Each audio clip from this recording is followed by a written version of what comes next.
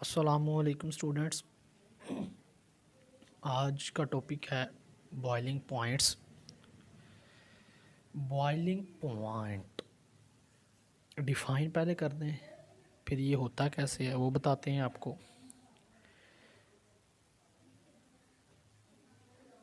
The state eight which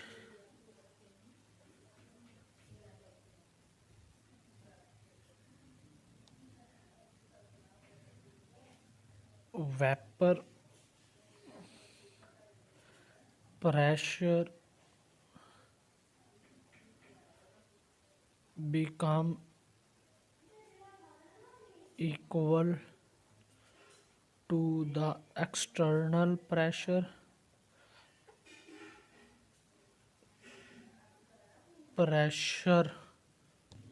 become equal to the external pressure and liquid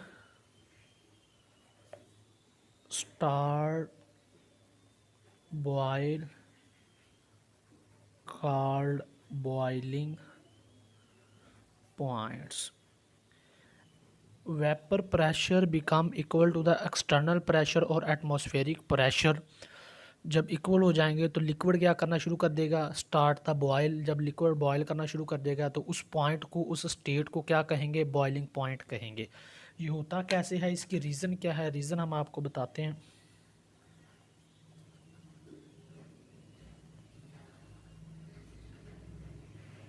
reason में वो कहता है कि व्हेन लिक्विड इज़ हीटेड, जब हम लिक्विड को हीट करते हैं क्या होता है, molecules gain energy, molecules gain करते हैं एनर्जी। और उनमें से जो एवरेज होते हैं ना, एवरेज मॉलिक्यूल्स, वो गेन करते हैं मोर एनर्जी, जिनके पास पहले भी कुछ हो। एवरेज कौन से होते हैं, जिनके पास पहले भी कुछ हो। जब वो गेन करते हैं more energy, then they will be able, वो इस काबिल हो जाते हैं, then they will be able to overcome the IMF, intermolecular forces. जब वो इंटरमॉलिक्यूलर फोर्सेस के ऊपर ओवरकम हो जाते हैं, उनके तोड़ने की सलाहियत पूरी कर लेते हैं, तब क्या होता है, due to this evaporation increase, जिसकी वजह से क्या होता है, वेपोरेशन इंक्रीज हो जाती है। IMF टूटेगी, इंटरमॉलिक्यूलर फोर्स टूटेंगी, वेपोरेशन इंक्रीज हो जाएगी। वेपोरेशन इंक्रीज, जितनी वेपोरेशन इंक्रीज होगी क्या होगा, वेपर प्रेशर, वेपर प्रेशर होगा। वेपर प्रेशर होगा तो बाहर क्या होगा, आउटसाइड एक्सटर्नल प्रेशर। और जब ये इक्वल हो जाए उसको फिर क्या कहेंगे, स्टेट कॉल्ड बॉइलिंग पॉइंट्स। और उस स्टेट को हम क्या कहेंगे, बॉइलिंग पॉइंट्स। उस स्टेट पे जाके जो लिक्विड है वो बॉयल होना शुरू हो जाएगा। आगे आगे इसकी रीज़न में एक और इसकी एग्जांपल है। एग्जांपल में वो तीन चीज़ों को लेता है, die ethyl ether, ethyl ether, water और इथाइल अल्कोहल। वो क्या कहता है, वो कहता है कि डाई इथाइल ईथर जो है ना, स्टार्ट बॉयल,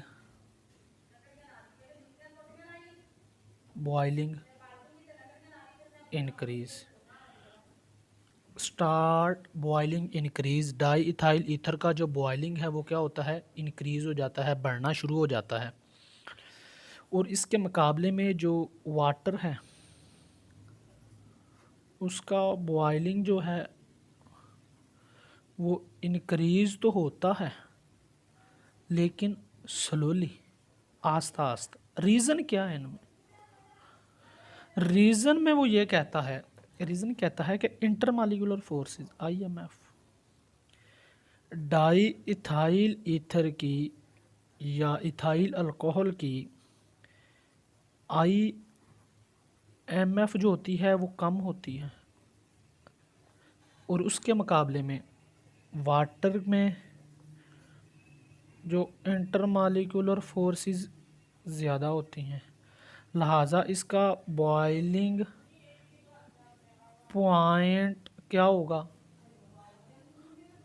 कम होगा, और इसका बॉइलिंग पॉइंट ज़्यादा होगा। ठीक हो गया। आगे हैं इसके फैक्टर।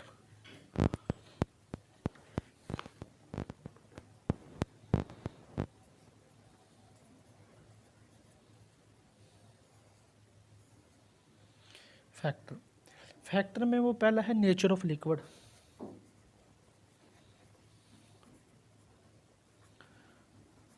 लिक्विड की नेचर कैसी है, इसमें भी दो चीज़ें शामिल होंगी नेचर ऑफ लिक्विड में।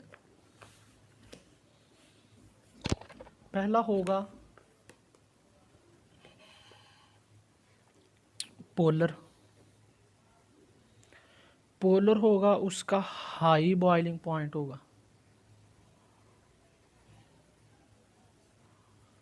उसका बॉइलिंग पॉइंट हाई होगा। और नॉन पोलर जो होगा लो बॉइलिंग पॉइंट। रीज़न क्या है? रीज़न ये है, रीज़न इसकी जो है वो है इंटरमालिकुलर फोर्सेस। पोलर की हाई होती हैं, लिहाजा उसका बॉइलिंग पॉइंट हाई, और नॉन पोलर की लो होती हैं, उसका बॉइलिंग पॉइंट क्या होगा? लो होगा। जी, ये था इसका पहला फैक्टर, नेचर ऑफ लिक्विड। जो सेकंड फैक्टर है वो है इंटरमालिकुलर फोर्सेस। वो IMF खुद आ गई, IMF इंटरमालिकुलर फोर्सेस। ये क्या है? Intermolecular forces play very important role. ये रोल करती हैं बहुत अहम बॉइलिंग ऑफ द लिक्विड में।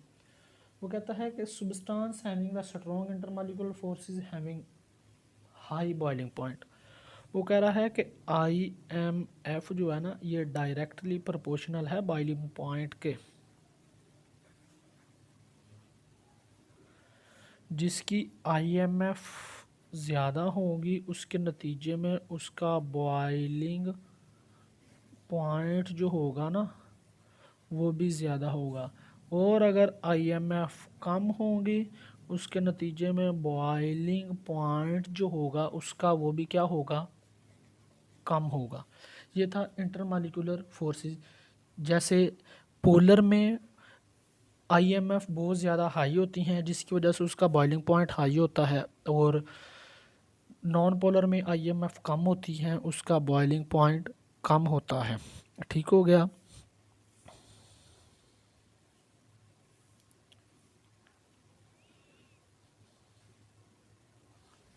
और थर्ड जो है वो है इसका एक्सटर्नल प्रेशर।